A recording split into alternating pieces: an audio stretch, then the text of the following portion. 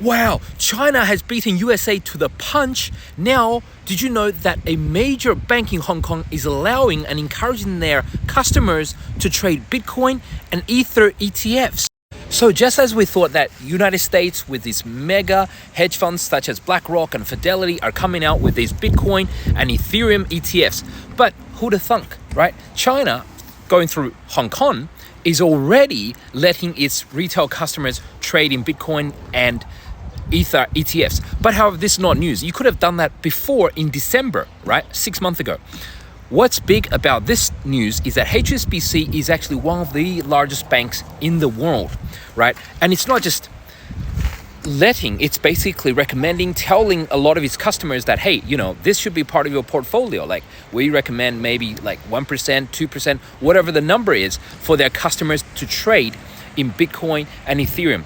And HSBC would probably be in the top 5, top 6 banks in the world, full stop. Now, that is major news. So this means major crypto adoption in basically not just United States, Europe, but also in countries like China as well. So which coins are you looking at right now? Have a look at this. This is the crypto total market cap, right? Excluding Bitcoin and Ethereum. So basically all of the altcoins and not including Ethereum.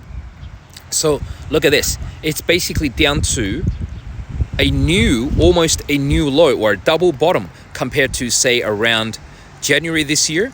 And this is the lowest it has been since January 2021. So the last 3 years, basically 2 years, right? This is the lowest point it has been. But if we look at a longer term chart, right? It's basically at 2018 top support levels, right? Could this level break? This is kind of like around the 17, 18K area for Bitcoin. But I'm obviously talking about Bitcoin total market cap. If this level breaks, then could go a lot lower, right? It could happen. However, the odds of that happening right now with Bitcoin being this bullish, with all these mega institutions coming in to support Bitcoin and Ethereum, not just in the USA, but also in China, Hong Kong as well, means that we can probably be cautiously optimistic on these larger altcoins that has real utility, real function.